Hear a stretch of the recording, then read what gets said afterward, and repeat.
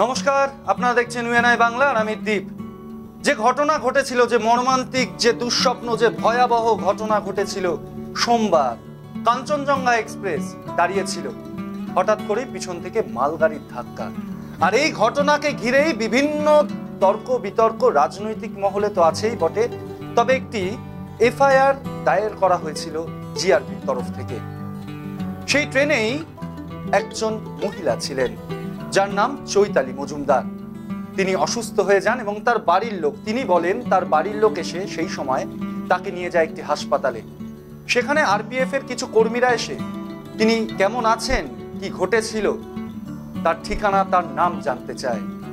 এবং ইনি নাকি, এই চৈতালি মজুমদারই নাকি অভিযোগ করেছিলেন সেই লোকো পাইলট, অর্থাৎ যে মালগাড়ির যে চালক এবং লোকো পাইলট, তার বিরুদ্ধে, তার কথার বিরুদ্ধেই এফআইআর করা হয়েছিল।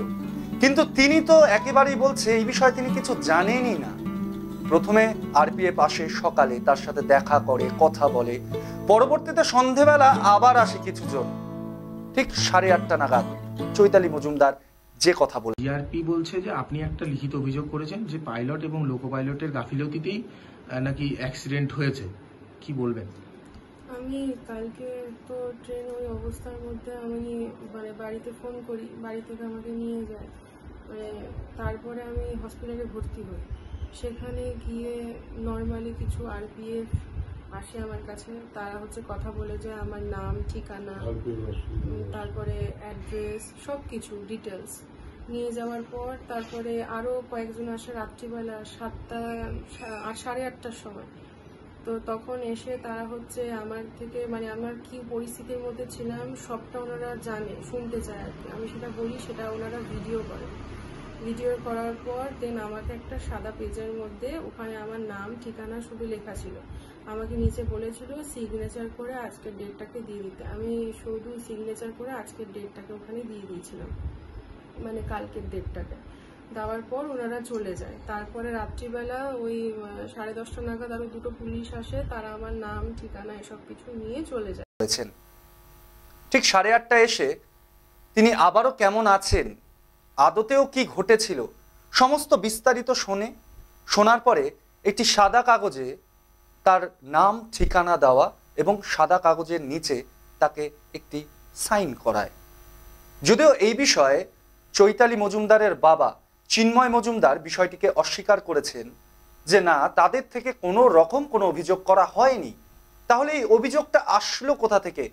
যেন এই কালো মেঘ আরো ঘনীভূত হচ্ছে। কেন তাহলে এই মিথ্যে এফআইআর?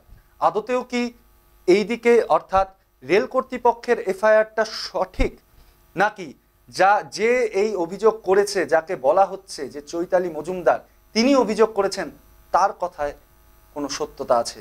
এই নিয়ে তো থাকবেই, তবে শুনে নেব তার। বলছি যে একটা রেলের পক্ষ থেকে জানানো হয়েছে যে ট্রেন দুর্ঘটনায় আপনার মেয়ে একটা অভিযোগ করেছে চালক এবং সহকারী চালকের বিরুদ্ধে। আপনার মেয়ে চৈতালি মজুমদার, তিনি নাকি কাঞ্চনজঙ্ঘায় ছিলেন, তিনি অভিযোগ করেছেন যে ওনাদের গাফিলতিতেই ট্রেন দুর্ঘটনাটা হয়েছে। আপনি ওনার বাবা হিসেবে কি বলতে চাইছেন?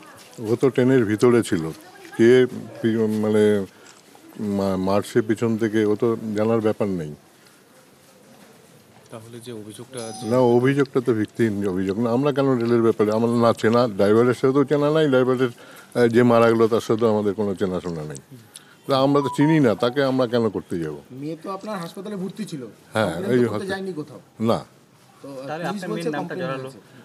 সে এখন সাদা কাগজে একটা সই করাই ছিল হসপিটালেই। হ্যাঁ, কোন হাসপাতালে? রেল হসপিটালে। আমি তো কাছাকাছি বলতে এখান থেকে রেল হসপিটালে নিয়ে আসছি। আচ্ছা, সেটা কারা করেছিল? হাসপাতাল কর্তৃপক্ষ নাকি? না, রেলের তরফ থেকেই করেছিল বোধহয়। বিভিন্ন খবরের আপডেট জানতে চোখ রাখুন ইউএনআই বাংলার পর্দায়, কারণ আমরা সঠিক খবর এবং সঠিক তথ্য আপনাদের সামনে তুলে রাখার চেষ্টা করি। এবং আমাদের কমেন্টে আপনারা কমেন্ট করতেও ভুলবেন না, কারণ আপনাদের মন্তব্য আমাদের জন্য অত্যন্ত গুরুত্বপূর্ণ। आप देख रहे हैं न्यूज़ UNI।